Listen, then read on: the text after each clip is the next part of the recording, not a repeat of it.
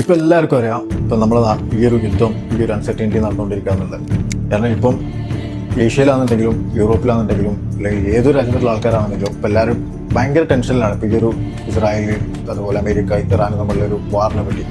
ഇപ്പം നമ്മൾ നാട്ടിൽ നിന്നാണെങ്കിലും ഇപ്പോൾ ആൾക്കാരൊക്കെ, ഇപ്പോൾ കുടുംബക്കാരും വീട്ടുകാരൊക്കെ ഇടയ്ക്കിടയ്ക്ക് മെസ്സേജ് അയച്ചിട്ട് ചോദിക്കുന്നൊരു കാര്യമാണ്, ഓക്കെ ആണോ, അല്ലെങ്കിൽ പുറത്തിറങ്ങാൻ പറ്റുന്നുണ്ടോ, എന്താണ് ഇപ്പോൾ ദുബായിലൊരു അവസ്ഥ എന്നുള്ളത്. കാരണം ഇവരൊക്കെ ഒരു ന്യൂസിൽ അല്ലെങ്കിൽ നാട്ടിലൊരു മീഡിയയിലൊക്കെ കണ്ടിട്ടാണ് ഇങ്ങനത്തെ പല ചോദ്യങ്ങളും. ഇത് ഭയങ്കര പാനിക്കാകും.